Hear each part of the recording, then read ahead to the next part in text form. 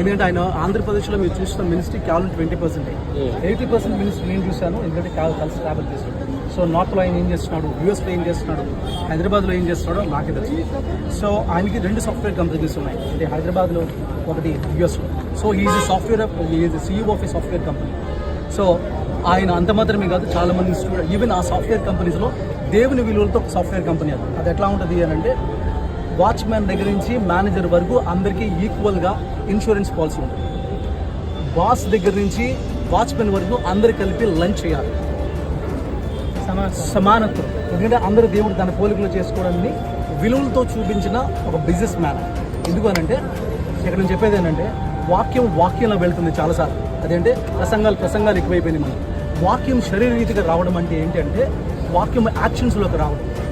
ఆయన ఏం చెప్తున్నాడు అనంటే మీరు పుల్పిట్ మీద కూర్చొని 1 అవర్ నేను వల్ల నీ పొరుగువాడిని ప్రేమించమని చెప్పేదానికి, నేను ఒక బిజినెస్ చేసి నా కింద 100 మంది ఉంచుకొని నేను వల్ల నీ పొరుగువాడిని ప్రేమించమని ప్రాక్టికల్గా రోజుకి 8 గంటలు చూపించేదానికి చాలా తేడా ఉంటుంది.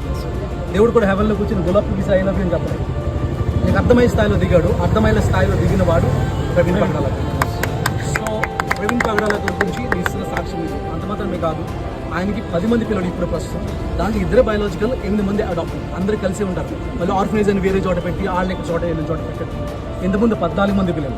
సో ఒక పిల్లలు ఒక స్థాయికి వచ్చి వాళ్ళని మెచ్యూర్ చేసిన తర్వాత వాళ్ళు ఏం చేస్తారంటే వాళ్ళు మళ్ళీ ఫ్యామిలీస్ దగ్గర పంపించేస్తారు, మళ్ళీ కొత్త మందిని తీసుకుంటారు. అంత మాత్రమే కాదు, ఈవెన్ నార్త్లో కొన్ని విలేజెస్లో మీకు పవర్ లేదు వాళ్ళ ఏరియాలో ఆయన సోలార్ లైట్లు వేయించారు. ఈవెన్ మీకు తెలుసు పాండమిక్ టైంలో, అంటే కోవిడ్ టైంలో మనకి ఒక పాస్టర్గా పేరు చెప్పదలుచుకోలేదు కానీ ఒక పాపులర్ ఒక సెలబ్రిటీ పాస్టర్గా ఉన్న ఆయన 4 కార్లు వేసి 4 బస్సులు వేసి కేసీఆర్ని పిలిచి పెద్ద హడావుట్ చేశారు. కానీ అదే టైంలో ఈయన 18 బస్సులు వేశారు. బట్ నోబడీ నోస్, ఎవరికి తెలియదు. ఎందుకంటే నేను చెప్పేవారు, ఎందుకంటే నేను ఉన్నాను కాబట్టి. ఎప్పుడు గొప్పలు చెప్పుకోవడం, ఇలా చేశాను చెప్పుకోవడం, ప్రతి ఇండివిజువల్ కాల్ చేస్తాను. అది మాత్రం పక్కన పెడితే, నేను ఫర్ ఎగ్జాంపుల్ ఈ బ్రదర్ ఇంటికి వచ్చాడు అనుకోండి, పిలిచారనుకోండి, వచ్చిన తర్వాత వీళ్ళ అమ్మగారికో నాన్నగారు తాతయ్యకి బాగాలేదు, వాళ్ళ పేరు నోట్ చేసుకుని మళ్ళీ రాజమండ్రి విజిట్ వచ్చాడు, పని కట్టుకుని వచ్చి వాళ్ళని విజిట్ చేసి వెళ్తారు. అలాగా వీక్లీ వన్స్ ఒక టైం పెట్టుకుంటాడు, ఒక డేట్ పెట్టుకొని ఆ డేట్లో ఓన్లీ ఓల్డ్ పీపుల్ని తిరిగి వాళ్ళని పరామర్శించి, వాళ్ళకి అవసరతలు ఉంటాయి కదా, వాళ్ళ డిజైర్స్ ఉంటాయి. బాబు నాకు పలానా చోటుకి వెళ్ళాలంటే ఈయన కావాలని చర్చ్ మానేసి వేరే పాస్టర్ గప్ చెప్పి వీళ్ళు తీసుకుని వాళ్ళకి ఇష్టమైన చర్చ తీసుకుంటారు. ఇలాంటివి అనేకమంది ప్రవీణ్ పగడాల గారు చేసి ఉన్నాయి. అందుకని నేను చెప్తాను, బైబిల్ టీచర్స్ చాలామంది ఉన్నారు, చాలామంది డిబేట్స్ ఉన్నారు, కానీ ఈ లెవెల్లో అంటే దేవుని రాజ్యాన్ని అర్థం చేసుకునే స్థాయిలో చెప్పిన ఒకే స్పీకర్, తెలుగులో ఉన్న స్పీకర్ నేను ఒకటే.